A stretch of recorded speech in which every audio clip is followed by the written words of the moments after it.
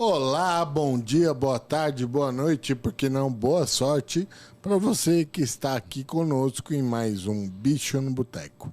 Lembrando para curtir o nosso vídeo e se inscrever em nosso canal, que vai ajudar bastante.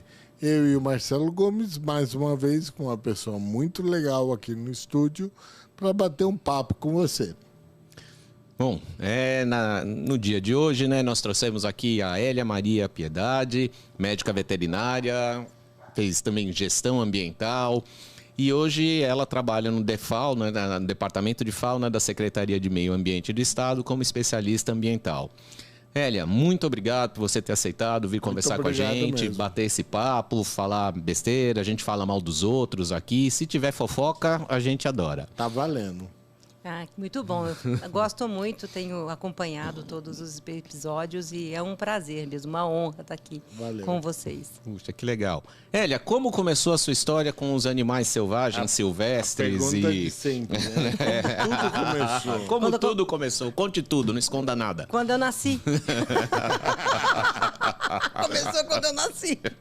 Eu nunca pensei em outro. Na verdade, começou...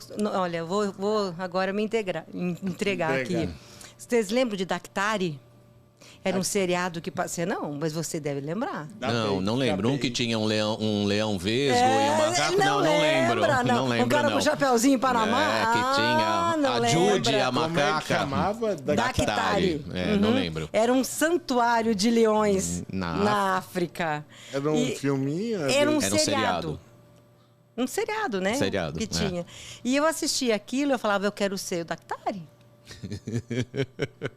Quero um chapeuzinho e eu quero ficar cuidando do leão. Ora, por que não, né? É verdade. E pronto. Era um leão osteodistrófico, com que tinha estrabismo convergente. Pirado, leão. Uma juba tudo esquisita. Você via tudo, devia ter fungo pra caramba naquela juba. Que depois, agora eu lembrando, né? Falei, nossa, coitado, aquele leão era podre, judiaria. E o cara era veterinário, né? Nossa, o cara não sabia nada. Era muito mal, assim, pra atuar como veterinário. Mas era muito legal naquela época, né? Naquele contexto, era incrível. De verdade, aquilo que me fez, né, pensar em ser médica veterinária. Porque minha família não levava bicho em veterinário, meus cachorros comiam fubá. Nós estamos falando na década de 70. Sim. Não tinha ração comercial, gente. Eu ouvi falar da década de 70. Né? Você ouviu falar? Então aí é essa a ideia. E eu sempre, desde sempre, falei, não, quero fazer isso. Eu sempre gostei de bicho, né? E tudo mais também, então... E aí não tinha outra coisa. Eu queria ser veterinário para trabalhar com leão. E tinha um estímulo em casa? Mãe, pai, vai lá, vai ser veterinária, que legal? Não, tinha estímulo para estuda. Mas... Me interessa o quê? Estuda, né? Estuda. Né? Porque minha mãe, quando eu entrei na faculdade, ela disse, vai estudar tanto para cuidar de bicho? Meu pai falou assim, você vai formar veterinário, vai morrer de fome? Que mulher para ser veterinária vai morrer de fome? A não ser que você arrume um fazendeiro bem rico, pra você casar, de repente, né? Pensava... Tá vendo? Não era fácil, né? E para ser mulher ainda, né, como veterinária, eu me formei em 90. Minha turma tinha, sei lá, 8 meninas. Como mudou, né? Na minha já era 90 meninas e... Em Londrina 10, ainda, né? Caras. Era muito agro, né? Total. E não é o agro que a gente vê agora, né? Que o é agro, pop, né? É o agro bruto, né? Root, né? Não é nada a ver com o que tem agora. Os meninos andavam de bota, andavam armado. O pessoal ia armado para aula. O professor ia armado para aula. Bom, estamos quase voltando para esse tempo, né? Eu já vivi isso. Botava o revólver em cima da mesa para dar aula. Você discute com o professor assim? E aí, você mulher, nesse contexto, querendo trabalhar com animais selvagens. Imagina. Fácil, hein? Imagina, mais bicho grilo impossível, né? Imagine só, pirada. Mas deu tudo certo, né? Que bom, né? Que legal. Deu tudo certo, então... E aí, se formou e como caiu na secretaria? Como é que Ih, mas isso é... Pelo amor de Deus! Nossa Senhora! Você tá pulando etapas aí! Nossa! Nossa, eu me formei lá em Londrina. E em Londrina a gente, né, eu tinha um pouquinho de juízo, então eu fazia coisas com um pouquinho. E fazia perdendo muita coisa com equino e tudo que aparecia com selvagem, né? Mas aparecia muito pouco com selvagem. Mas mesmo assim, toda oportunidade que tinha, eu fazia estágio, né? Eu sempre fui uma pessoa assim, pouco inibida. Então, eu fiz estágio no zoo de Sorocaba, fiz no zoo de Belo Horizonte, fiz no zoo de Araçatuba, tinha em Fernandópolis, tinha zoo. Fiz estágio no zoo de Fernandópolis. Então, mas assim, então todo o que aparecia com o Silvestre, que era muito pouco, eu fazia. Eu ia lá, batia na porta e tentava fazer. E fui adquirindo experiência ao longo da graduação, que ninguém tinha, né? E fui conhecendo todo mundo por conta de tudo que acontecia, os simpósios que aconteciam, os encontros, eu também estava lá. Então, eu comecei a criar essa rede de contatos, né? Que nem chamava networking naquela época. Era contato na agenda escrita, assim, ó. Na agenda, é verdade. Né? Verdade. Então, aí ouvi foi. falar também. E quando eu me formei, eu decidi, não tinha fazer o quê com o Silvestre naquela época, né? A Malemar, a gente, sei lá, não tinha. Quem trabalhava em zoológico só. E eu estava indo trabalhar com cavalo mesmo, que eu sempre gostei muito de cavalo também. E apareceu uma oportunidade. Mesmo assim, né? Para mulher, cavalo era um negócio meio pesado. Ah, mas sei lá, né? Eu não tinha... Essa questão para mim não era Não muito batia. importante. Não, nunca foi. Então, quando eu terminei de fazer a faculdade, apareceu a oportunidade de trabalhar no resgate de fauna, lá na usina de Três Irmãos. Porque a veterinária que estava trabalhando no resgate como responsável, ela engravidou e não poderia mais continuar, né, no barco, aquela história toda. E eu era muito amiga dela, tinha feito um monte de estágio com ela, ela sabia que eu teria a capacidade de fazer aquilo, porque tinha um mínimo de experiência, né, dentro do mercado. Quem é que sabia, né, pegar a amostra de um macaco, de uma cobra ou manejar? Eu sabia, né? E aí eu fui trabalhar no resgate de fauna da usina de Três Irmãos, aqui no Rio Tietê. Então, isso foi uma experiência muito rica, né? Lá no Pontal, né? Três Irmãos é lá em cima, não? Não, é ali perto de Ilha Solteira, mais ou menos, ali entre Andradina, Ilha Solteira, ali, entendeu? Tá. Não é aquela lá lonjona lá. Não é perto dos Presidentes ali. Não. Ela é um pouco antes, foi a anterior, né? Isso foi em 90. Então, eu me formei em 90, estava fazendo estágio num Aras de cavalo de corrida, que eu ia trabalhar, né, provavelmente com cavalo de corrida, e apareceu a oportunidade. Então, assim, pense. Eu tinha um mês de formado e fui trabalhar no resgate de fauna. Embora. Em outro estado, né? Não, aqui em São Não, mas Paulo. você era do Paraná, não? Não, eu só sou, faculdade. Só faculdade. Minha tá. família é toda aqui de estado de São Paulo. Mesmo assim, né? Não, era uma oportunidade de ouro, né? O lugar certo na hora certa, né? Disponível, formada, com um pouco de experiência, que se pudesse ter naquela época. E fui trabalhar com resgate de fauna. E trabalhei 8 meses no resgate de fauna, que foi o tempo que durou. Trabalhei no resgate do cervo, do Pantanal, todo aquele programa. Então, aquele negócio de ficar pulando helicóptero, fiz tudo, entendeu? Então, um baita recém-formada, né? Então, foi muito bom. Trabalhei muito. Eu trabalhava no barco com 70 homens. Só tinha eu de mulher. Eu coordenava 70 pessoas, todo homem. Pensa, barqueiro e o povo que pegava os bichos que estavam lá, afogando, né? Como foi isso? Foi maravilhoso, né? E o respeito a gente vira existia, beijo assim? total. Que Nossa, legal. maravilhoso. Discriminação, não? Nada, muito. Eu também, né? Juiz nenhum. Vai discriminar, né? Vai fazer piadinha. Vai fazer vamos piadinha, tapar cai do a orelha. barco, né? Cai do barco. Caiu, piranha comeu. Caiu do barco, né? Caiu do barco. E naquele esquema, monta no barquinho, para no topo de morro que virou ilha, 30 Não, jararaca. só nas áreas alagadas, né? Na área de vegetação, porque eles não tiraram a vegetação, né? Naquela época não se fazia isso. Nem fez espantamento, não fez nada. Só encheu. encheu d'água. Só encheu d'água. E foi buscar quem sobrou. Então, assim, cansei de pegar a jararaca, tirar a mão e jogar na caixa. Claro que usava luva, tudo. Mas ninguém usava pinça, usava nada. Era uma coisa muito... A gente virou meio bicho, Que sabe? não faria hoje em dia. Nem Nunca. Mas não chegava nem do barco, não entrava nem naquele barco, que virava porcaria. Não usava colete, não usava nada. Uma coisa, assim, muito sem juízo. Eu não sei nadar. Sério? Caramba, velha. No barquinho. Eu sei nadar na piscina onde dá pé. Onde tá pé. Com boinha de flamingo no braço, No né? braço. Eu trabalhei 8 meses no barco, fazendo isso tudo. E várias vezes o barco tombou com a gente. E eu não sei como, grudava no barco tombado mesmo e desvirava. tudo certo. Então, assim, uma coisa meio sem juízo mesmo, né? E muito da adrenalina. Pensa, a gente pegava bugio, pegava tatu, pegava jararaca, pegava tudo quanto é bicho que você faz ideia, coitado. Tudo, né, ali...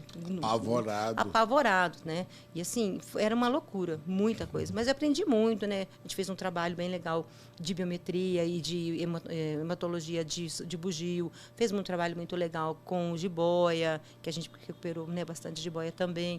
Então, foi muito legal, aprendi muito. E depois fiquei como veterinária do zoológico de Ilha Solteira. Eu acho que eu te conheci aí, né? Isso, foi. Em Ilha Quando Solteira. teve aquela congresso da SCB que a gente coordenou, a gente que organizou lá dentro, quando eu era veterinária lá. Porque a veterinária que era de lá, né, ela foi trabalhar, ela foi fazer mestrado, né, lá em Bauru. A Cecília Buschinelli. Então eu conheci ela muito tempo depois, assim, quando eu fui para lá... A Cissa saiu, ela era veterinária do Zoo e nessa época ela foi para fazer o mestrado. E aí ficou sem veterinário no zoológico. Quem que estava lá disponível, né? Aí eu fui ser veterinária do zoológico de Ilha Solteira. Eu fiquei, acho que 1 ano, 2 anos lá como veterinária. E aí fui para Jersey fazer o curso de training course lá em Jersey. Curso de conservação, foi, né? Muito legal. Eu fui para Jersey e aí fiz o curso de conservação. Depois voltei para trabalhar como assistente de campo da doutora Eline Price, que ela trabalhava com... Ela queria trabalhar com Geoffroy, Caletrix Geoffroy, mas a gente não conseguiu, né, nem habituar, nem localizar. E trabalhamos com Calicebus personatus, lá na reserva da Vale, em Linhares. Sou um pouquinho rodada. Coragem, né? A gente está falando de 80 e pouco aí, não é isso? Isso já é 94. 90, Então, eu formei em 80. Logo depois ainda teve o Cervo, né? Foi em 95. Não, o Cervo foi depois. O Cervo foi em 90, 92, 91. E o Centro de Conservação do Cervo do Pantanal, ele foi, né, sei lá, gestado junto com o pessoal, né, da CESP e tudo mais, dos animais que foram resgatados durante o enchimento. Entendeu? Eu tava numa das fazendas que ficou cuidando com o medonho. Ele recebia os bichos lá. Não deu certo, né?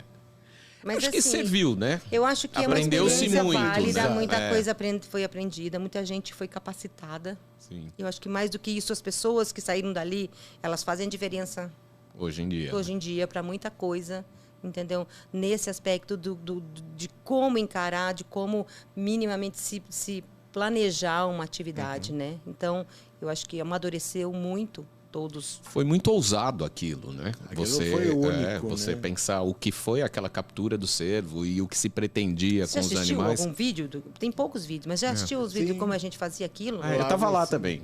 Eu anestesiei com o Maurício, né? A gente ia... A cavalo, que a gente andava a cavalo feito uns loucos. Eu lembro da gente nas fazendas, assim, quando o bicho saía da caixa, saía doido. Loucura. Doido. A gente tinha que pular no pescoço, deitar, fazer a aplicação.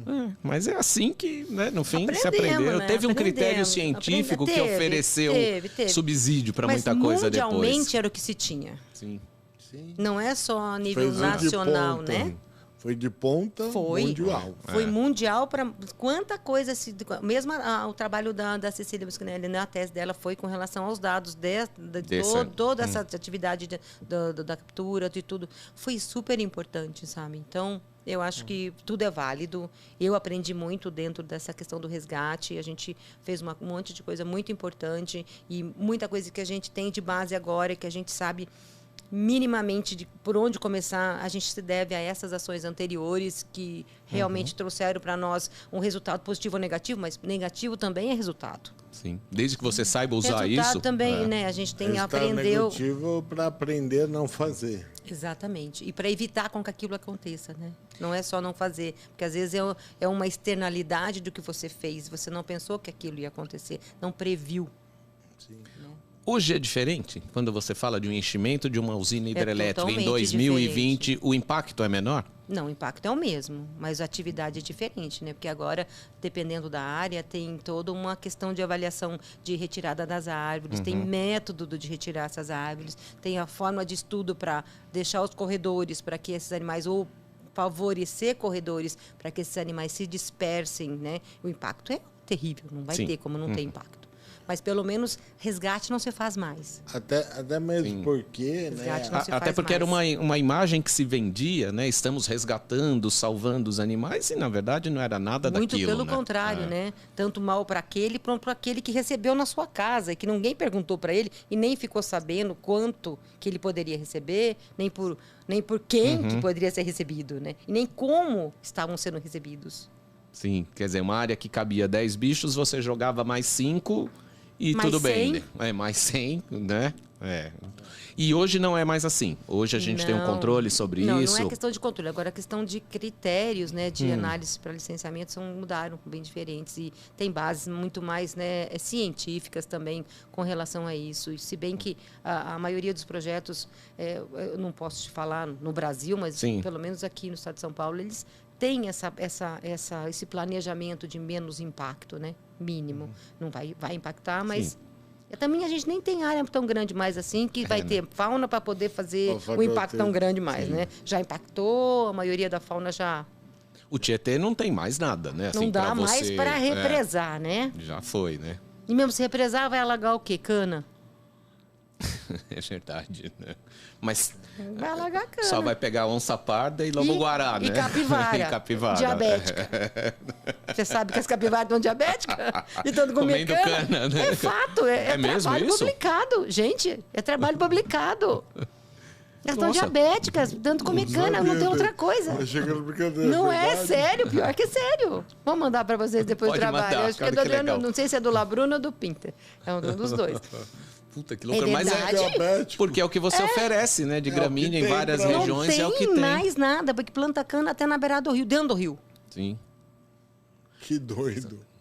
Como é que tá a situação da fauna no estado de São Paulo hoje? Melhorou, piorou? Não tem como a gente saber, né? A gente não tem um denominador para saber se comparar e fazer índices de verdade. A gente sabe o trabalho que a gente desenvolve, né, dentro da secretaria. Mas antes de eu chegar na secretaria, teve um caminho antes disso, bem grande ainda. Né? Então vamos lá. Tentando Bem encurtar grande a ainda. história. Você Tô tá encurtando história a história. também. Então vamos Tem lá. hora para acabar aqui? Tá querendo ir Não, embora? Não. É isso? Para diminuir o consumo de cerveja, porque a gente paga. Aí, ó, você tô bebendo pouco. Não vou beber muito hoje, não. Então, eu trabalhei, né? Depois que eu fui para Jersey e voltei e fui trabalhar como assistente de campo da doutora Elina Price, eu depois entrei no mestrado na USP, na psicologia, porque era uma coisa muito complicada. Psicologia. Veterinária não tinha Comportamento. Não tinha comportamento animal. Eu não queria fazer experimento em bicho, não queria ficar batendo punheta em bicho para poder fazer coisa com sêmen, não queria essas coisas. Porque era que muita gente fazia. O tempo todo, né? Eu que não era afim dessa porra, eu queria outra história, entendeu?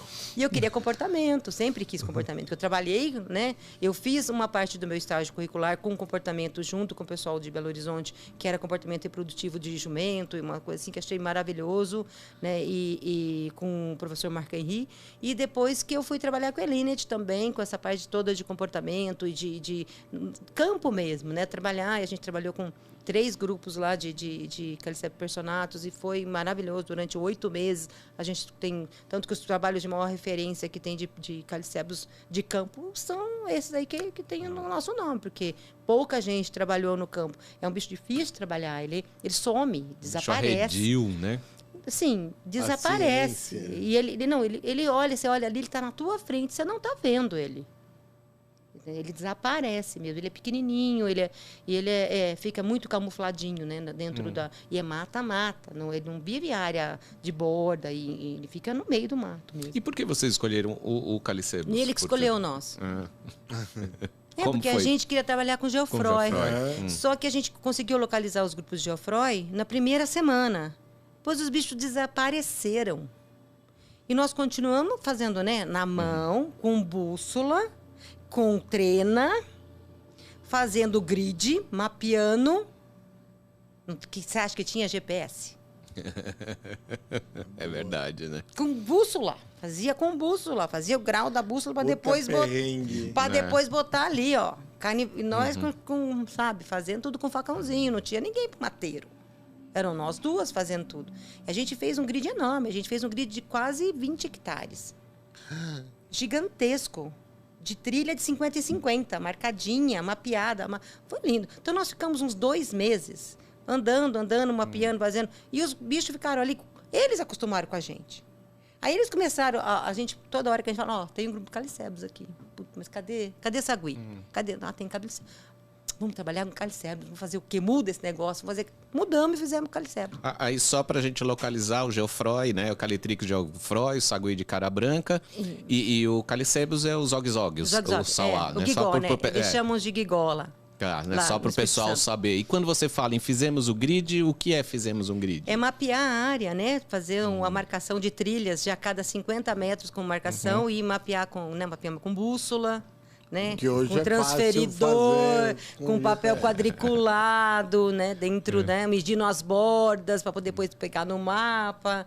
Então, agora você faz com GPS, marca os pontos, bota lá no seu shape dentro sei lá, do Google Earth ou de qualquer lá que você tem aí. Sim. E pronto, ele aparece para você pronto. Mas a gente fazia tudo na mão, né? A pé na mão. A pé na mão, andando, abrindo trilha com facão e marcando direitinho, mapeando, botando a trena, marcando a distância e marcando e fazendo. Então, assim, isso dá muita experiência pra gente. Você tá andando no mar, você tá vendo tudo de verdade. Né? Você tá cortando, você tá vendo. E a gente andou, acho que uns 3 meses nessa área. Demoramos 2. 20 hectares, é muita coisa. A gente ficava o dia inteiro abrindo trilha. Ela de um lado e eu do outro. Era muito doido. Sozinha? Muito doido. Você não tem juízo, gente. Segurança? Zero. Não tinha rádio, não tinha nada. A gente saía 4 horas da manhã andando para andar, para chegar até um lugar. Chegava no lugar, ficava o dia inteiro fazendo as coisas. De noite vinha embora. E quando a gente acostumou, né, habituou os grupos, cada um ficava com um grupo. E a gente só se via de noite. Se alguém não chegasse, a gente ia avisar. Ali 2 quilômetros andando lá na sede para alguém vir buscar, para poder procurar no meio do mato. Porque não tinha, era só nós duas. Caramba, então, assim, que doido. Daí, depois eu fiz pior. Quando você acha que chegou no limite... Eu fiz pior, porque lá estávamos em 2. Depois eu fiquei sozinha. Mas eu fiquei sozinha no Pantanal. Porque meu mestrado era com a lota caraia. Né? Bugio. Com bugio. E aí eu fui lá para a fazenda da Embrapa, na Inhumirim. Lá no Pantanal, na Niecolândia. Pantanal Norte. É sul. Sul. Já é para baixo de Corumbá, né? É, bem para baixo de Corumbá. Mato Grosso do Sul. E é da Embrapa, essa é uma fazenda experimental da Embrapa, né? Então eu ia até... Eu fui de trem, veja bem, para Corumbá. Nossa. Tinha o trem. Nossa, o Almir Sater do lado tocando, o trem da isso? morte. O trem da morte. Era o trem da morte, tão perigoso Enquanto que era. esse velho trem... Chamava trem da morte, porque tinha muito assassinato dentro do trem. Caraca. Que ia até Bolívia, não é isso? Ia até Bolívia, Corumbá, ia até atravessava lá, chamava Trem da Morte. Trem da Morte, é verdade. E eu fui... Podia botar uma trilha sonora do Indiana Jones.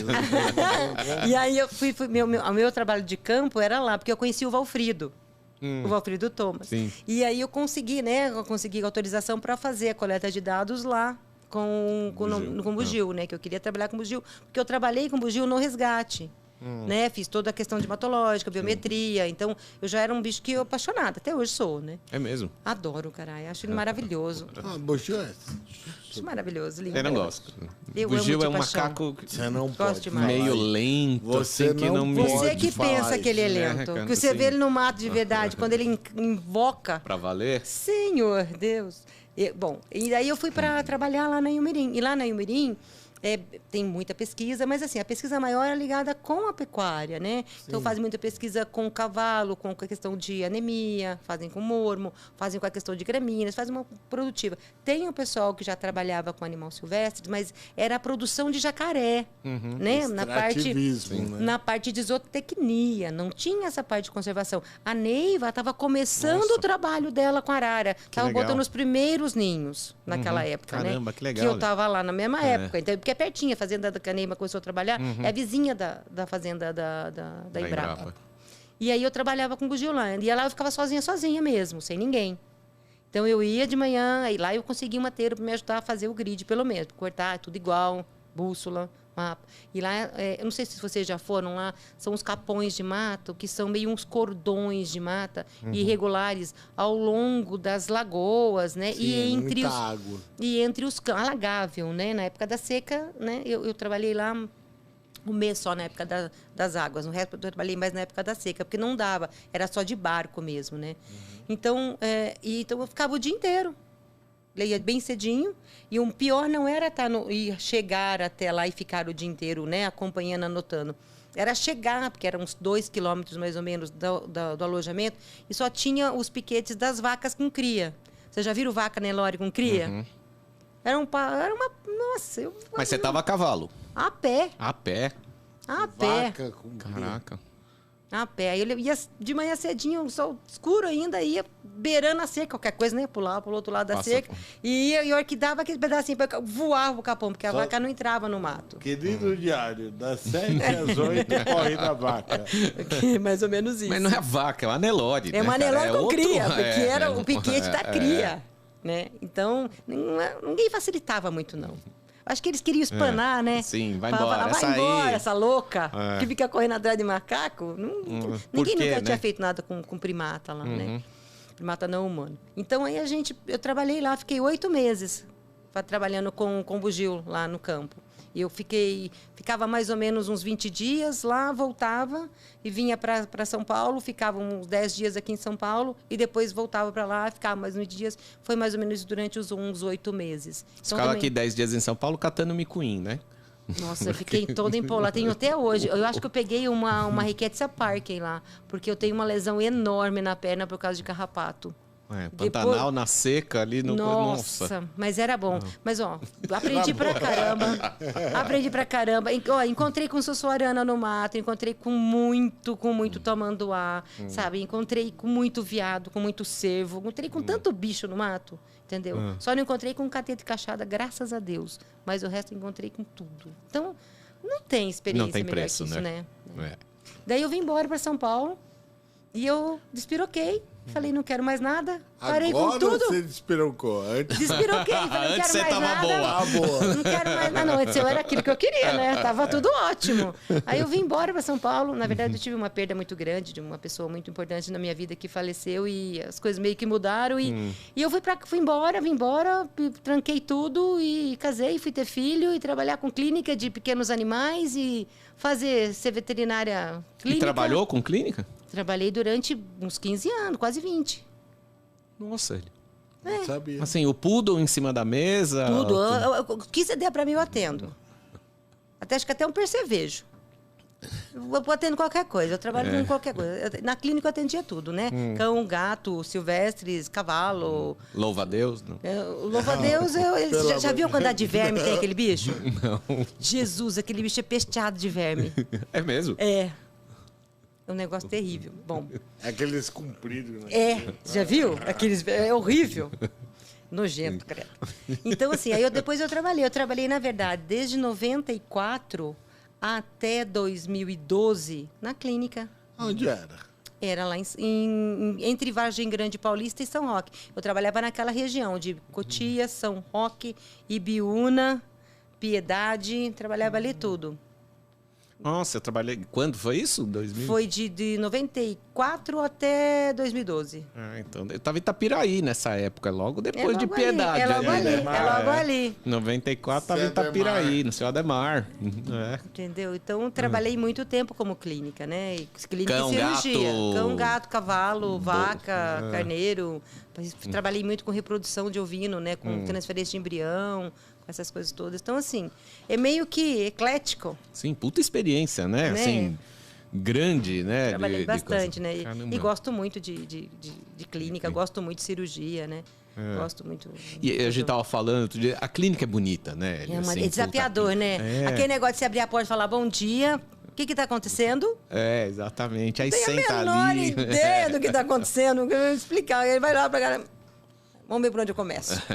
Vai tirando uma informação aqui, Não outra ali, é lindo, né? É um quebra-cabeça em todo atendimento, é um exatamente. quebra-cabeça. Mesmo quando você vai aplicar uma vacina, é um quebra-cabeça. Porque, às vezes, a vacina é o ato de você estar ali vacinando o animal, você vai dando uma orientação com tanta questão de bem-estar, com a questão né, inserida dentro do contexto da residência, como cuidar, como manejar o animal, né, como evitar essa questão, né, de contaminação ou de colocar em risco tanto o animal quanto as pessoas, né, com relação às zoonoses. Então, eu sempre achei que a gente, como veterinário, é, acima de tudo, um educador, né? Um educador da saúde.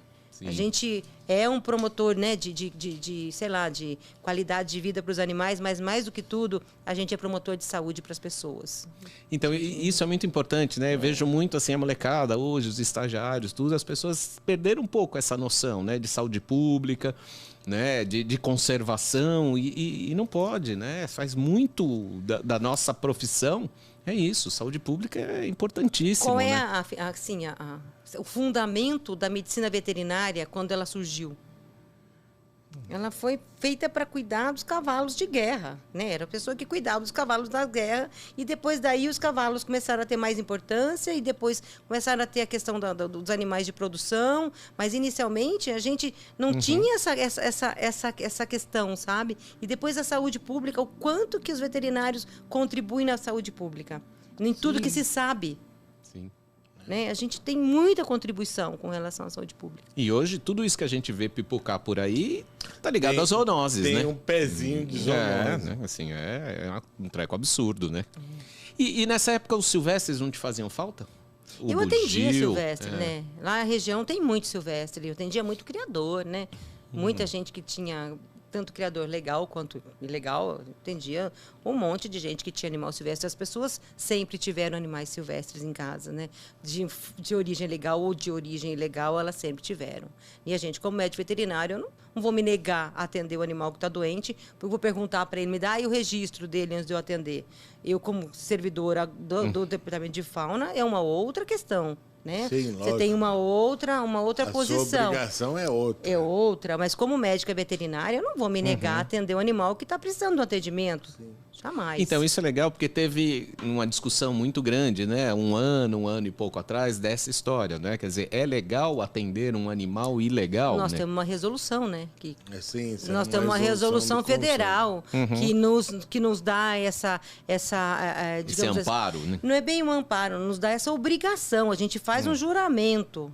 E o juramento não distingue se é animal silvestre, se é exótico, se é nativo, se é de origem legal ou de origem legal. A gente faz um juramento com relação à vida do animal, à sua responsabilidade. Então, é muito além disso. É claro que você não vai trabalhar em prol do tráfico. Sim. É outra questão, né? E aí eu acho que é legal, né? Muitas vezes o trabalhar em prol do tráfico é também você pegar aquela cobra ilegal que você atendeu e ficar tirando foto e mostrando no Facebook e no Instagram, não é? Acho que aí a gente cai num outro ponto. Aí é um outro ponto que talvez a gente tivesse que trazer alguém, né, mais assim, digamos assim, qualificado para conversar da questão formal e legal.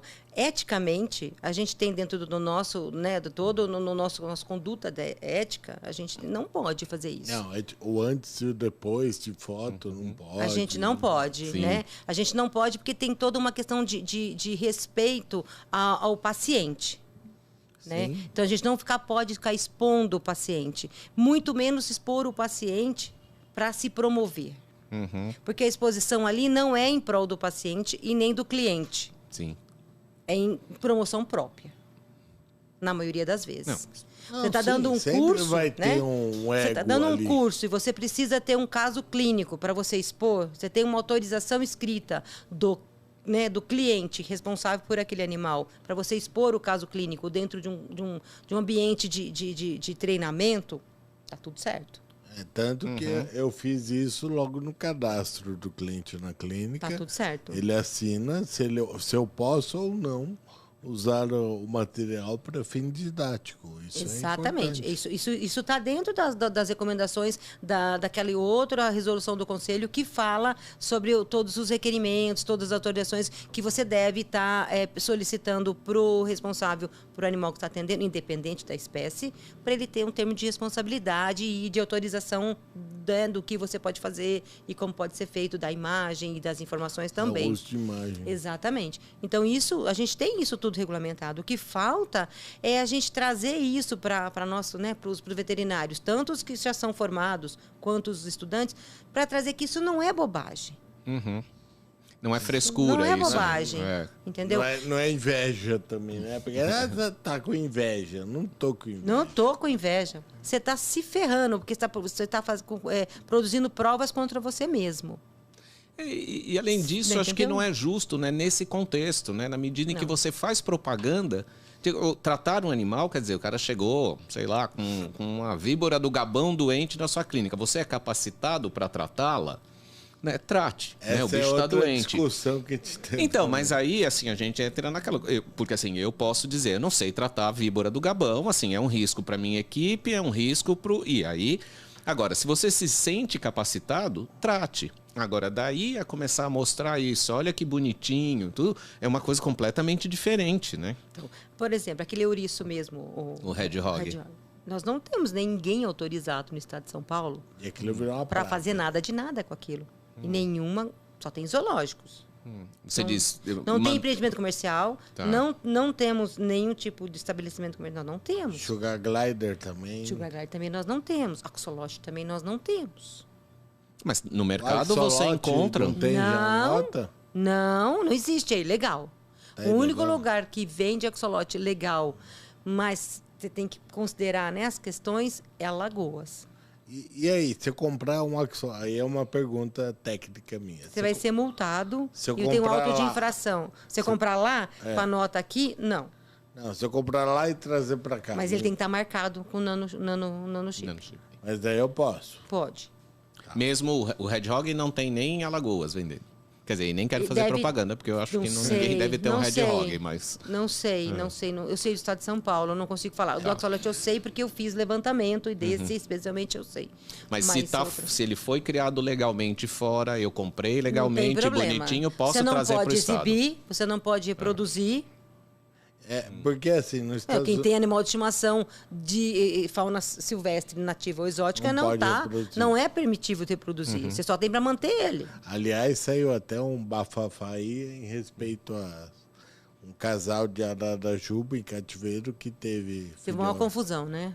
Foi uma acusação. Então, essas questões de judicialização, de questões da fauna que já estão pré-estabelecidas em normativas próprias, ou leis, ou decretos, ou instruções normativas, ou resoluções, elas complicam muito a vida da gente que faz análise, né? Porque tem um monte de centro de triagem que recebe animais que foram apreendidos legal, né? Dentro do procedimento normal e dentro alguém entra na justiça e o juiz dá lá um parecer favorável para devolver o animal. E muitas vezes esse animal já foi solto.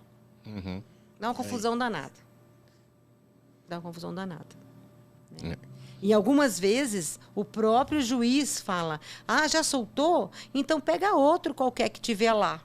Ah, então o argumento que foi para poder pegar, devolver, foi que o vínculo entre eles era importantíssimo para a vida dos dois. Agora você vai, o outro soltou, e o juiz fala: então pega qualquer um. Opa, Como é que esse vínculo era inquebrável? é um vínculo emocional que com qualquer bicho serve, é isso? É Complicado. Fauna é complicado, né? Porque as pessoas tratam isso... É muito passional, né? Acaba passional. sendo um lado passional e acaba Passional. sendo um lado irracional. Do ponto de você falar, pega qualquer um que tá valendo. Para resolver a situação, sabe? Aquela história. Então, assim, simplifica demais uma coisa que é muito complexa, né? Fora a questão sanitária, né? Vamos falar sério. A gente tem tanto problema sanitário, a gente tem tanta questão. E, assim, eu não sou contra o comércio de animais, de forma alguma. As pessoas fazem o que querem dentro das suas, sei lá, dos seus valores, dos seus desejos, das suas possibilidades, né? Dentro da legalidade, da questão autorizada, do bem-estar, da forma de criar. Mas a gente vê dentro dessa questão do comércio, como em tudo, né? Que o lucro é o que importa. E nem sempre o lucro ele caminha junto com a qualidade. E a gente tem tanto animal comercializado, criado em criadouros aí, que são uma bomba de patógenos. Clamídia. Clamídia é muito grave, gente. Clamídia mata pessoas imunossuprimidas. Eu passei um tempinho em UTI. Sim, você sabe. É muito complicado. Então, a gente subestima uma bomba relógio. E para a própria fauna, né? Você mantém para a fauna nativa. Né? Mas assim, a gente quando fala o valor da fauna, a maioria das pessoas não tem isso internalizado. Eles não O que é uma fauna? É uma onça bonita lá na novela do Pantanal. É essa a ideia, que é um elefante ou uma girafa. Ai, o caso da girafa. Então tem toda essa questão que dá muito impacto. Mas a fauna, na forma como a gente entende, a gente trabalha, que a gente são pessoas que têm um pouco mais, né, de experiência, de um pouco mais de acesso às informações com relação à conservação, não é a mesma coisa, gente. Não é a mesma coisa. Mas você não acha que um bicho, viajando um pouco dentro do que você colocou, você não acha que um bicho comprado por um valor, um bicho legalizado, tem melhor chance de ser melhor cuidado do que de origem de tráfico? Tanto faz como tanto fez. Você acha que é igual? Depende muito, porque o bicho vai estar à mercê daquele que está cuidando. Tem gente que cuida muito bem bicho de origem ilegal e tem gente que cuida muito mal de origem legal. E vice-versa. Vai depender da pessoa. Não é porque a pessoa comprou e teve condição de comprar e pagar que ela se compromete de fato em cuidar bem. Não é. Não está intrínseco naquilo, não é uma coisa que está... Não é verdade. Não está ligado ao poder econômico. Não está ligado ao poder econômico. Não está. E você acha que animal silvestre pode ser animal de estimação? Então, ter um papagaio em casa, desde que cumpridas normas e regras legais? Eu não faço valor de juízo. A lei permite. Mas o que você, Hélia, acha? Não o DEFAL, não o coisa. A Hélia. Eu acho que o bicho tem que estar livre. Por exemplo, você não teria um papagaio? Eu já tive. Eu já tive um papagaio que eu realmente ganhei, um papagaio que nasceu em cativeiro, legalizado, tudo direitinho, entendeu? Eu já tive um papagaio. E me arrependo muito de ter tido um papagaio em casa. Me arrependo muito, muito, muito. Por quê? Porque eu não pude dar para ele o que ele deveria ter tido, que é a liberdade de voar, a liberdade de conviver com outro, porque é um bicho mais social que papagaio. Ele vive em grupão. Sim. Ele, no mínimo, está em duplinha. Já viu o papagaio voando sozinho? Não. Eu nunca vi. Também. Agora eu vou entrar... Então, eu já tive, né, muito antes de estar aqui na secretaria, muitos anos atrás, e era um bicho legalizado, tudo direitinho, mas eu me arrependo muito de ter tido. Muito, muito. Eu nunca dei girassol pro meu papagaio, ele comia fruta, ele comia tudo direitinho. Com 7 anos de idade, ele teve sei lá, uma alteração inflamatória hepática que a gente não conseguiu descobrir o que era e, puf, morreu. Com 7 anos. Com 7 anos. Jovenzinho de tudo. Linda e maravilhosa. Então, assim, alguma coisa eu fiz errado. Apesar de toda a experiência, dava comidinha direitinho, dava tudo que a gente está escrito lá que é para fazer, eu fazia. Controlava o peso, fazia os exames, fazia tudo direitinho. Crica, coitada da minha papagaia. Crica? Eu era que crica com ela, que eu fazia os exames. Imagina, ficar uma vez por ano coletando sangue, fazendo exame, só para ver se tá tudo bem, né? Tava sempre tudo bem. Mas, sim, de repente, entre, sei lá, 3 meses, simplesmente eu mandei, vamos lá, matou, virou do avesso. Não descobrimos. Nada. Fator veterinário positivo, né?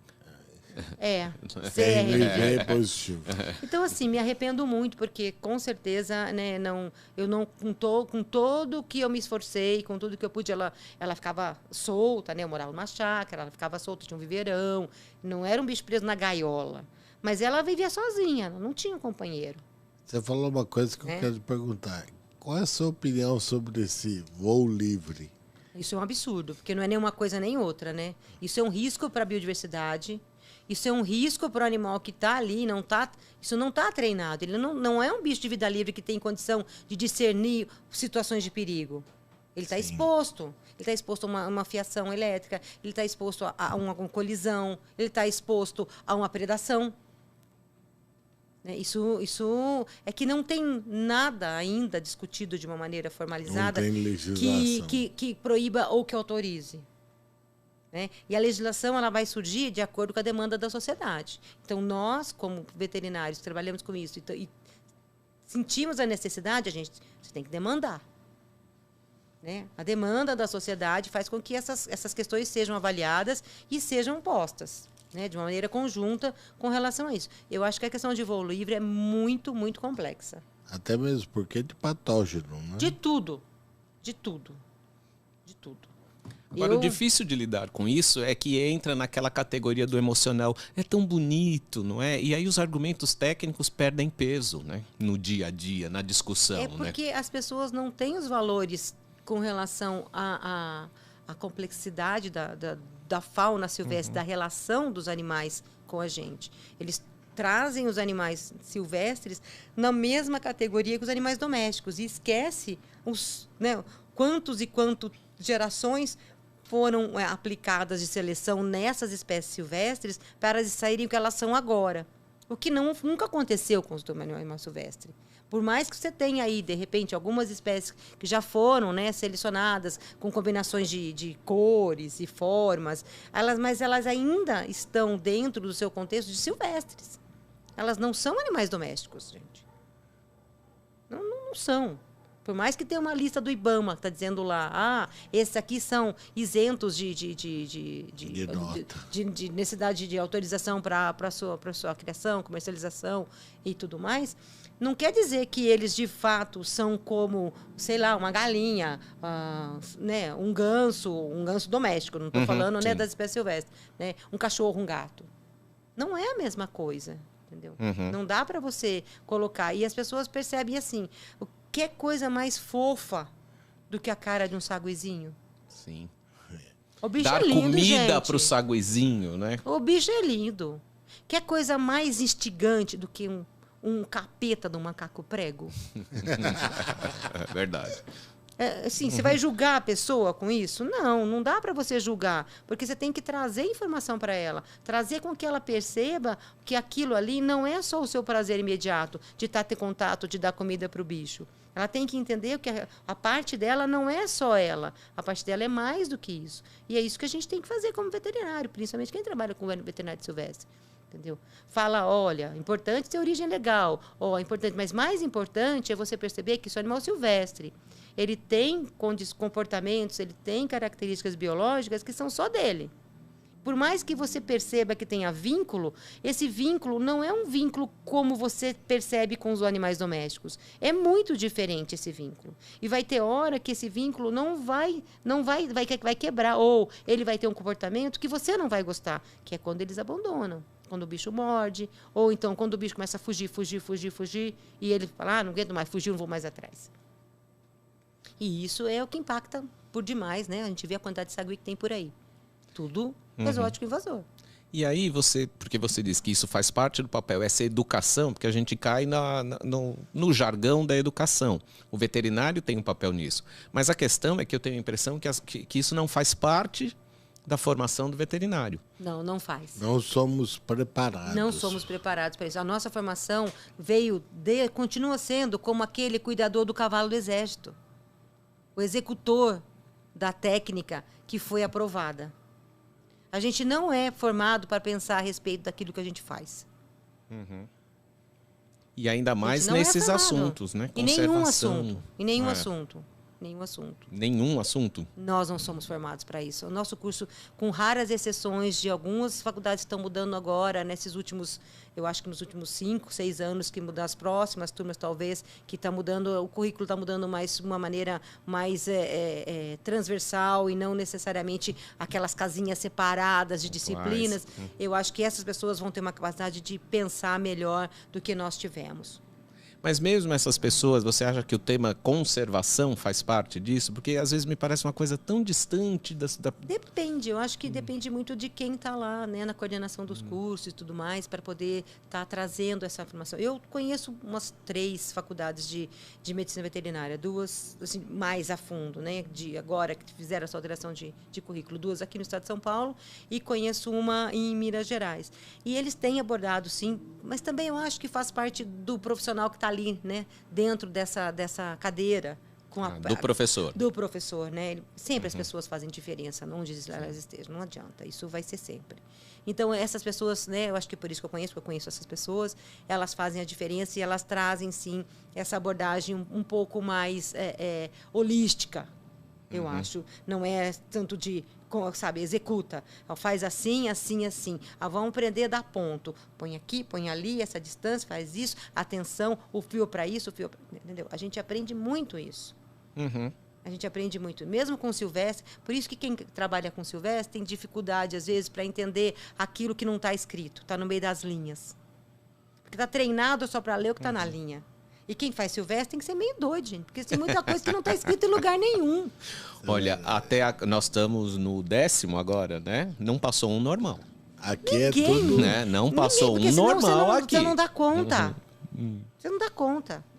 É tudo fora da curva. Tudo né? fora da Não, casinha. entendeu? A gente gosta de experimentar, gosta de arriscar. A gente se expõe, porque a gente está se expondo. Né? Não digo, ninguém está fazendo o seu paciente de cobaia. Não é isso. A gente é responsável. Mas a gente está sempre se desafiando, sempre desafiando. Pô, eu me formei em 90, nós estamos em 2022. Ó, quanto tempo de formada? Todo dia eu aprendo, todo dia eu vejo mais coisas, todo dia eu faço mais coisas. Eu estudo. Nossa, não sei isso. Meu Deus, como é que estão fazendo isso agora? Que louco. Como é que conseguiram? É assim. E como é gostoso aprender um negócio novo, né? Maravilhoso, né? Você acha a solução para aquele problema. Eu acho que com o Silvestre, uma das coisas é que você atende o beija-flor e o avestruz, né? E estamos falando só de aves. Pois não é? Não é? Como é que você adapta isso, né? Você, né, André, que é o rei da traquitana aí, rei da, né, não é? Mas, porra, você tem que, né? E isso é legal, né? Dá pra pensar, é bem doido, né? É muito ampla, a cabeça da gente não pode ter caixa, né? A cabeça da gente tem que estar assim, você sabe uma coisa de uma ordem. Aí você fala, nossa, mas será que nesse aqui também não pode ser? Aí você fala, nossa, eu não tinha pensado, não tinha percebido. Pronto. Deu mais um passinho. Né? E funciona assim, né? E não precisa nem em ordem, né? Você pega, outro dia eu estou estudando analgesia em aves, não sei o que, você pega o tramadol. Puta, num bicho essa dose fantástica, em outra espécie, outro psitacídio. No outro vai matar, né? Não põe não, que ele morre. Não funciona, né? Muito maluco. Muito doido. E nessa linha, e os zoológicos, Hélio? O que você acha dos zoológicos nesse país? Depende, você não pode botar todos os zoológicos no mesmo balaio, né? Tem zoológicos e tem zoológicos, né? Então, eu acho que a gente ainda está melhorando muito. Né? Eu conheço os zoológicos, vários zoológicos do Brasil desde muito tempo. Eu acho que a gente melhorou muito. A gente tem que melhorar muito ainda. Nessa sua trajetória, você vê uma melhoria? Muito, nossa, muito. O zoológico de hoje atende mais aquilo que a gente propagava do que... Não atende ainda, mas está buscando atender. Não atende, não. Está longe de atender. Mas antigamente não atendia e não se preocupava com isso. Agora é a dor de consciência, né? Não, agora tem cobrança da população. Isso agora não demanda mais, não é demandado daquele que tem aquela que coordena. Porque antigamente só o que coordenava é que ditava o que ia ser feito. Agora não é mais assim. Agora a gente tem de verdade uma participação da população. A população se importa com o que está acontecendo lá. Né? E isso acaba influenciando nas tomadas de decisão, acaba influenciando em como o empreendimento vai ser vai ser feito gestão, ou vai ser, sei lá, aberto, fechado, ou o que vai ser feito dele. Né? Na minha visão, assim, a população tende a cada vez mais a odiar o zoológico no formato que hoje ele se apresenta. Sim, isso é muito bom. Então faz ele melhorar. Eu não vejo melhor, eu vejo fechar. Isso que é meu medo.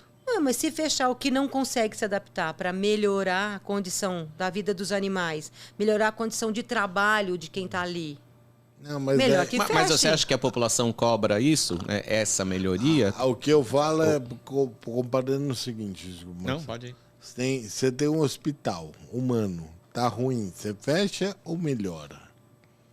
Não dá para comparar, né? Porque o hospital humano é prioridade. O zoológico nunca foi e nunca será prioridade. A gente não tem como comparar coisas que são de esferas diferentes. Não tem como. São duas coisas que, assim, fechar o zoológico não é uma saída. Tem que melhorar. Mas o que eu vejo a população, no geral, pedir é para fechar. Não é a população que pede para fechar, gente. São grupos de pessoas que são contra zoológicos e que têm grande mobilização também, porque eles estão em todas as partes, e eles fazem com que a questão do lado ruim se sobressaia a qualquer ponto positivo. E a deficiência é do zoológico, que não Sabe responder e mostrar os pontos bons. A população não tem essa noção. A população está uma esponja para entender e ir para o lado daquele que tiver mais assim, evidência. Que se manifesta melhor, e mexe com pontos absolutamente passionais, né? Quando você fala do bem-estar, né? do animal preso, isso mexe muito. Aí você faz um recinto que tenha imersão, que as pessoas estejam lá vendo os bichos numa liberdade, né? Parcial, mas pelo menos fazendo parte do seu comportamento natural. Você traz a pessoa para uma ação que integra os filhos dele enquanto escola, para ir lá, para ter uma experiência, uma vivência verdadeira com essa questão da fauna, das diferenças, das questões que a gente... Tão simples, da pena, do pelo, do não sei o quê. As crianças, elas impactam com isso. E elas trazem essa experiência positiva para dentro da casa delas. Então, a gente falta fazer isso. É isso que a gente falta. Eu acho que fechar todos os zoológicos é um absurdo por conta da conservação. O zoológico é muito importante para a conservação, mas desde que ele faça a conservação. Exato. Desde que ele não seja um empreendimento de entretenimento unicamente. Não dá para ser entretenimento. E aí a gente não tem dificuldades nos modelos que nós temos de zoológico hoje. Então, por muito tempo, né? Desde que eu me lembro, eu entrei também nos zoológicos há 30 anos. Então, você tinha o estado de São Paulo tinha um mar de zoológicos municipais que foram sumindo. Porque não tem... porque a função era unicamente de exibição e de ter como se fosse uma praça com bicho dentro de gaiola. Né? Então, Isso foi... Quem não adaptou, teve que fechar. Mas o adaptar, se você sendo ligado ao poder público, muitas vezes isso não é fácil. Eu falo isso até porque, onde eu trabalho, eu acho que isso foi feito. A gente conseguiu, de alguma maneira, trabalhar uma visão um pouco diferente disso. Mas não necessariamente isso cola junto com os nossos dirigentes, né? Mas é uma batalha do dia, né? Todo dia. De todo dia. De todo dia. Então não adianta. A gente todo dia, vai mudando, vai melhorando, não tem receita. Né? E cada lugar é uma condição diferente. E eu acho que agora, né, depois que a gente viveu toda essa condição muito extrema, né, de ficar em casa e dessa restrição e tudo mais, esses locais que trazem para todo mundo uma condição tão intensa de felicidade, serotoninas, né? Ocitocinas, dopaminas são liberadas quando você vê aquelas cenas ou aqueles ambientes com aqueles animais. Eu acho que a gente tem que usar isso como um reforço para poder falar, olha, o zoológico é importante sim, porque... Claro que conservação também é importante, e da mesma forma que eu falei que entretenimento não pode ser a última coisa, a única, mas ela também tem que ser. Porque as pessoas têm que gostar e acharem que lá também é delas. E que elas também fazem parte, que elas estão ali contribuindo para que o ingresso que ela pagou faça parte, faça diferença para o bem-estar daquele animal. Aquele dinheiro é muito bem usado. A gente precisa trazer isso para a população. O mundo lá fora faz isso. Eu acho que tem uma coisa de você se apropriar da sua fauna. Isso. Não é? Hoje você pega qualquer criança e ele descreve 5 espécies de urso e não sabe o que é uma capivara. Acha que anta é o pai dele, né? Porque é o que a mãe fica falando, né? Exatamente, né? É muito pejorativo, Sim, né? E é o que você vê, né? O cara conhece o urso polar. Mas a gente tem que começar a trabalhar com isso, entendeu? A gente tem que trabalhar, conversar com as pessoas e trazer essa informação. E não adianta a gente falar para aqueles que já gostam e sabem. Falar mais para os mesmos é bobagem. Isso você está querendo confete. Falar para o nosso público é fácil. É bobagem. Tá ganho, né? Você vai para um congresso da Bravas, quem vai fazer congresso da Bravas? Exatamente. No Congresso da Bravas, você dizer que o Congresso é importante, né? Então, entendeu? Não adianta. Você tem que conversar, sabe? Começar a trabalhar com essas associações de pequenos produtores, com o pessoal de agrofloresta, que é onde a fauna vai estar. A fauna de vida livre, pelo menos. Né? Começar a trabalhar com esse pessoal que trabalha com a associação de cana. Trabalhar com esse povo. Entendeu? Eles têm, por obrigação, dentro do licenciamento, fazer ações de mitigação. Algumas são muito boas, algumas são proforme. E talvez é proforme porque ninguém de verdade foi lá e falou, olha, vamos fazer aqui que custa a mesma coisa e dá um resultado muito melhor? Então, assim, a gente tem que também se tomar para si a responsabilidade. Não adianta ficar achando que você teve oportunidade, que você tem uma grande experiência e você sabe tudo de Silvestres, e ficar ali achando que todo mundo tem que concordar com você só porque você falou isso, porque você é bom. Uhum. Você tem que ir atrás. Qual é o público que tem que ir atrás? Qual é o público que impacta? É o público do agro. A gente tem que E ir esse atrás do público do está agro. receptível? Grande parte está. Receptivo. Grande parte está. Você não pode chegar para ele e falar assim, pô, para de plantar. Cana. Para de botar gado aqui. Não é assim. Nenhum tipo de conversa vai dar para algum lugar se você já começar logo no começo recriminando ou incriminando qualquer ação. Ele é autorizado a fazer aquilo. Ele não está fazendo nada errado. Está dando bom resultado? Para ele deve estar, porque está ganhando muito dinheiro. Agora, ele está percebendo que o dinheiro que ele está ganhando pode ser um dinheiro que vai sair muito mais caro com relação à qualidade ambiental que ele e a família dele vão ter na cidade, 500 quilômetros distante de onde ele está criando gado? Talvez ele nunca pensou nisso. Ou ninguém nunca falou para ele que isso era importante. Eu acho que é isso que a gente tem que, sabe, ajeitar. Né? Mudar ao foco. Não adianta a gente falar o que a gente fala aqui só para nós. E quem é esse público? Para quem que nós temos que falar? Além do agro e tudo mais, além de quem está lá, será que também não é a gente voltar àquela história de formar as pessoas, né? Sim, dessas mas, assim, novas gerações. Nessa condição, a gente tem, né, o acesso ao Conselho, né? O Conselho Federal, que tem toda aquela contato e uma validação dos cursos de medicina veterinária. Então, nessa conversa é que eu acho que a gente, como médico veterinário que trabalha com essa área e que trabalha com medicina da conservação, eu acho que mais do que isso, a gente trabalha com saúde única. A gente faz saúde única todo dia, desde sempre. Mesmo quando isso aí nem existia. E mesmo quando não tinha esse nome, né? Esse nome, a gente faz, né? Então, assim, eu acho que a gente tem que trazer isso com conselho, porque também a nossa classe, por questões já, né, históricas, não vamos nem entrar em questão aqui, mas a gente tem um ranço dos nossos conselhos. E isso está errado. A gente paga aquele negócio lá, gente. Se aproprie. Mesma coisa falar do cara que tem o bicho e faz o que ele quer na hora que ele quer e não está nem aí porque ele acha que é o dono. A gente do conselho é a mesma coisa. A gente paga aquele negócio, a gente tem que participar. A gente tem que se importar.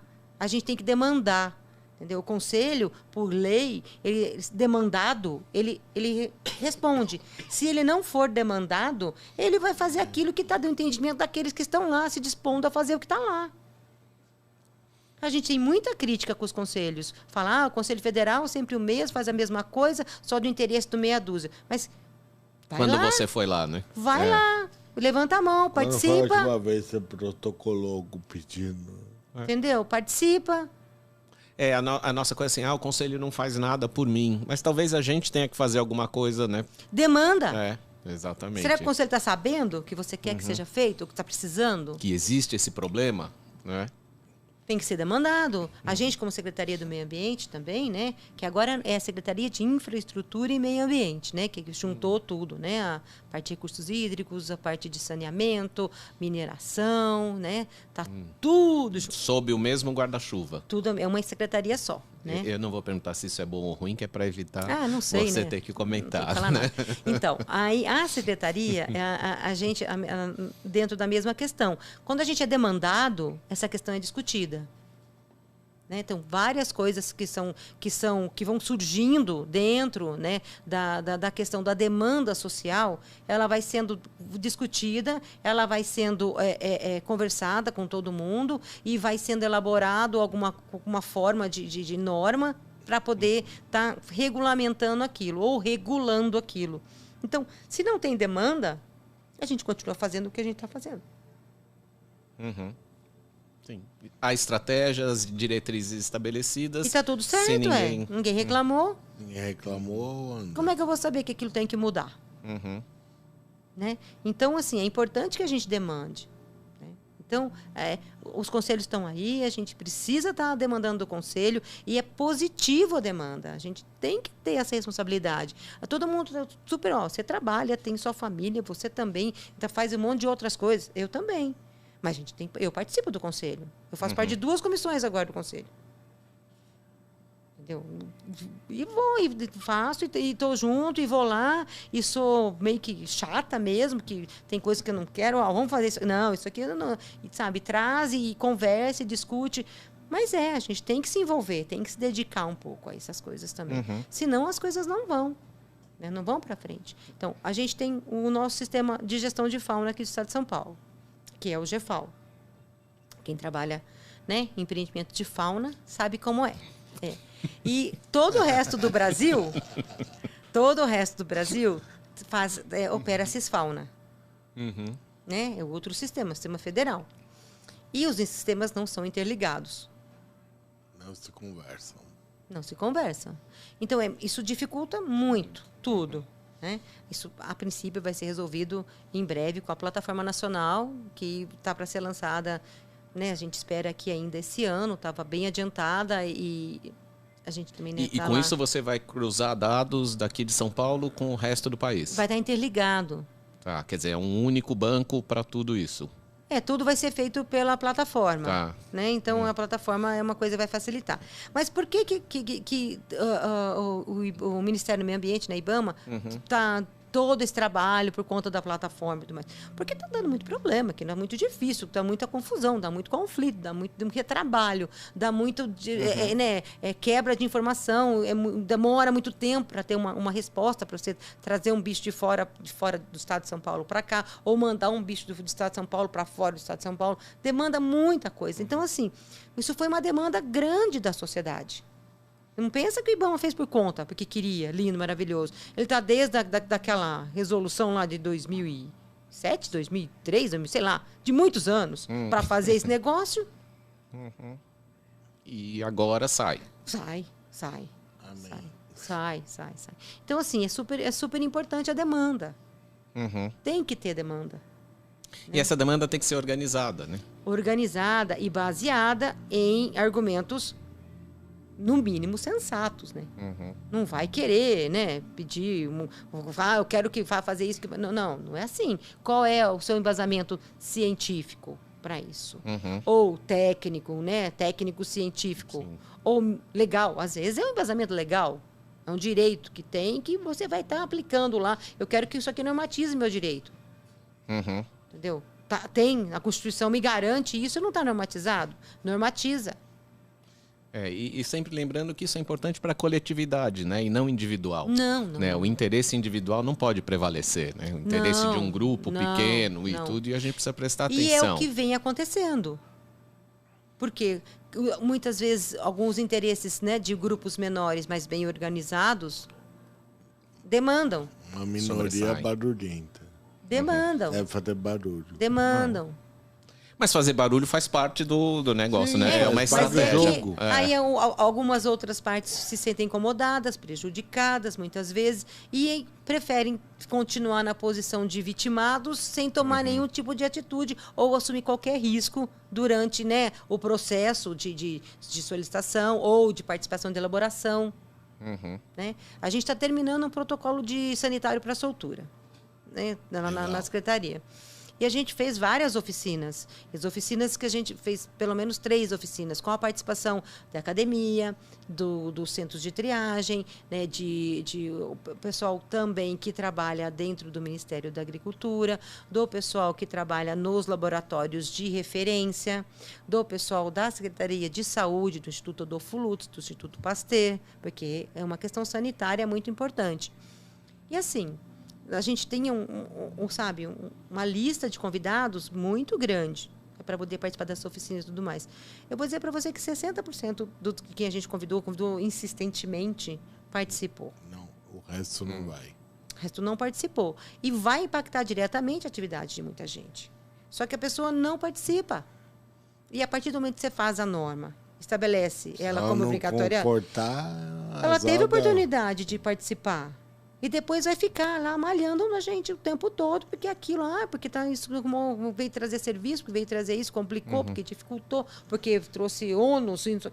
Por que não participou na elaboração e trouxe os argumentos para a gente poder, de repente, fazer de uma maneira melhor? Porque estava aberto, foi aberto. Foi realmente feito com a participação de todo mundo. Não foi a nossa vontade. Não foi.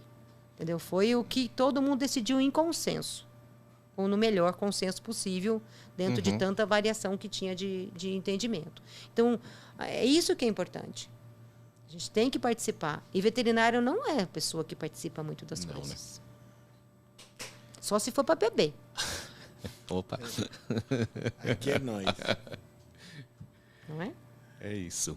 Bom, Hélia, a gente queria agradecer muito a sua participação. Foi uma delícia, foi muito legal. Tanto que esse tempo Viu, né? passou e Passou rápido. a gente, né, nem viu. Hélia, muito obrigado Que mesmo. bom. Foi um Valeu. prazer Nem falei recebê-la mal. aqui com a gente. Não falei falamos mal mal de de falou ninguém. ninguém, mal, meu Deus, não falei Mas mal de deixa eu ninguém. desligar o microfone.